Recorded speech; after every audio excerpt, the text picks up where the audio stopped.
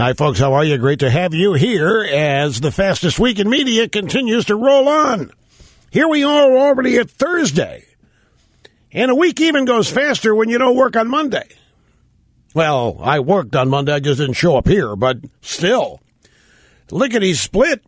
Folks, I shouldn't even say this, but I'm going to say it because I have so much respect for you. I'm in the process of doing an email interview. I don't do it on the phone because of hearing.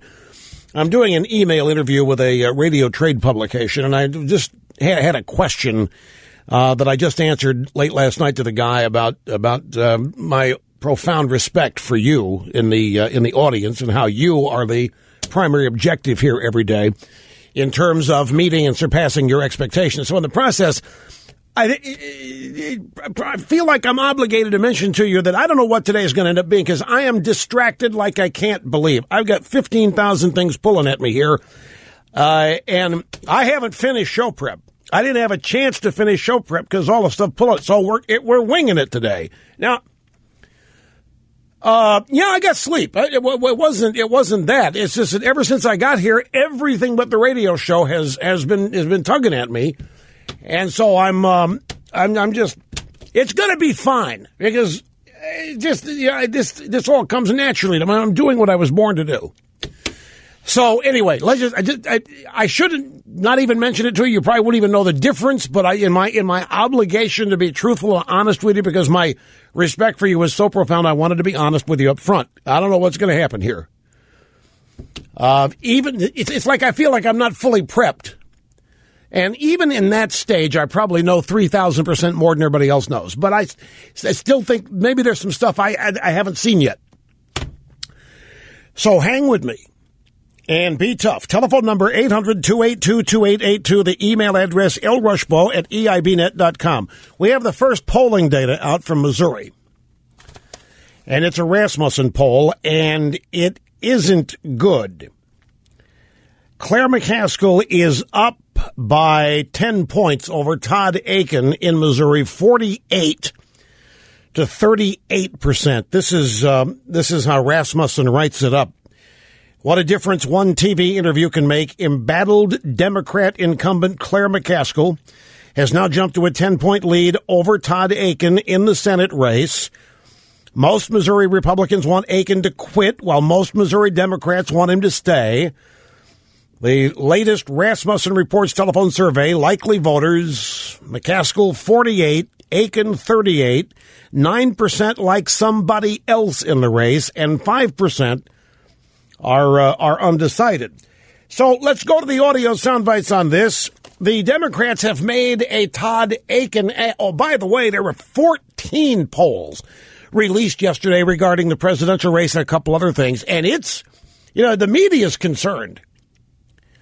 The media is concerned. The swing states, it's tightening up out there, noticeably so. And that means it's tightening up even more than the polling data indicates. And then there's an hilarious story from the AP that unemployment applications went up. And AP said that this is a sign that the job market is improving, that it is steadying out.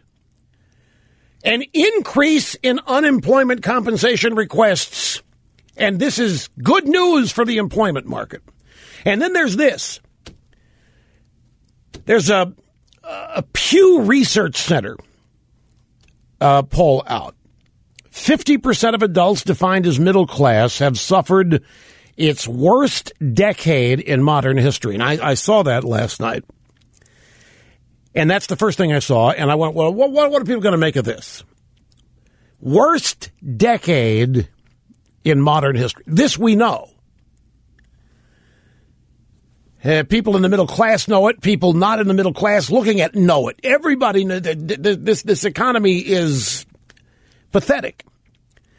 So the Pew Center says that roughly 50% of adults defined as middle class have suffered the worst decade in modern history. In fact, the American middle class has fallen backward in income for the first time since the end of World War II.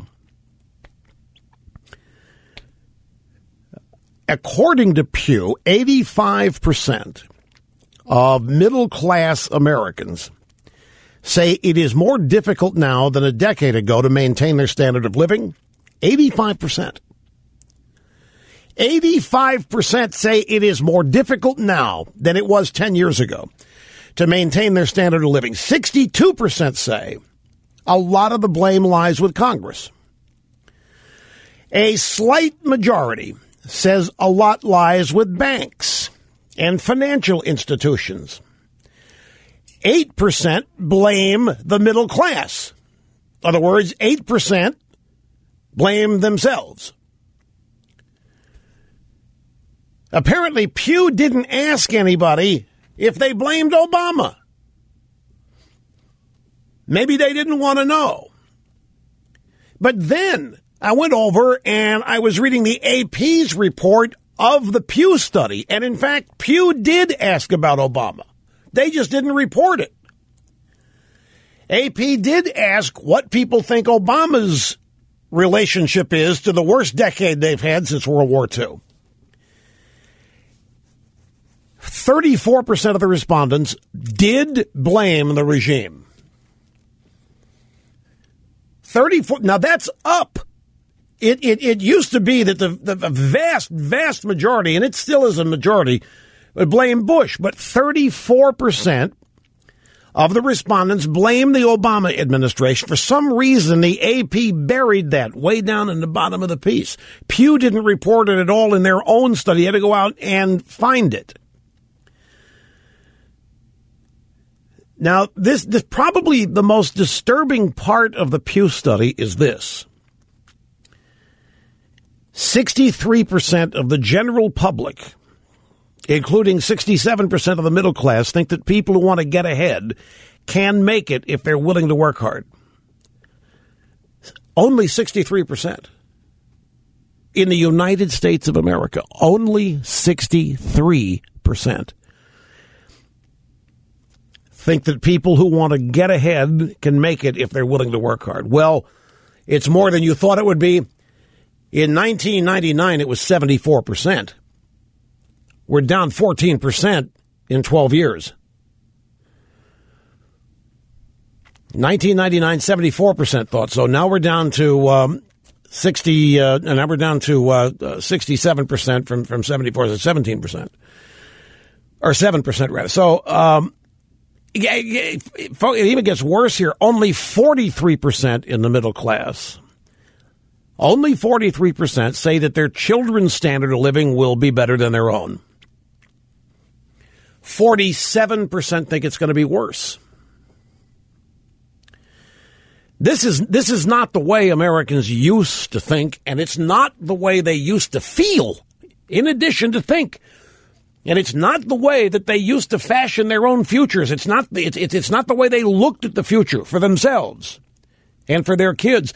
And I'm here to tell you this is what 4 years of Obama's hope and change have gotten us. This has nothing to do with Bush.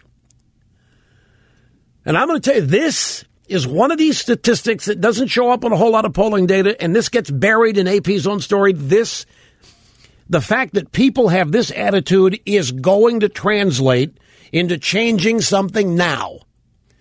This is not the kind of thing that, well, you know what, let's give this guy 4 more years. It's already, the downslope has been long enough, even if they do want to say that it included some of Bush. That's the downslope's been 10 years. They don't want 4 more years for it to bottom out and then pick up.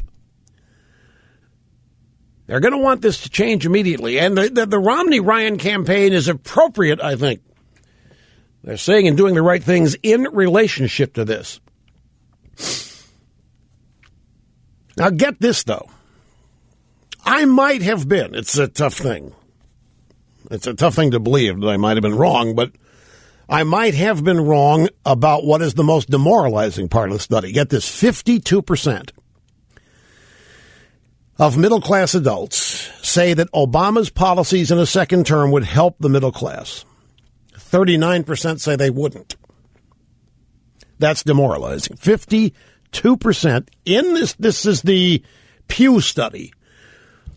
52% of middle-class adults say Obama's policies in a second term would help the middle class. Only 42% say electing Romney would help the middle class. About as many, 40%, say that it would not. That's not good, folks. If it's accurate, it just shows what a good job the news media and the education system have done in dumbing down the country. But I'm going to choose to not fall prey to what I think are attempts to demoralize and dispirit everybody. So here's what it boils down to. So I think that the country could survive 4 more years of Obama. But I don't believe the country can survive in a country full of people who would reelect him. That's the great fear that I've got. You know, we can handle Obama, but if I don't know what we can do about a majority of people who would reelect the guy.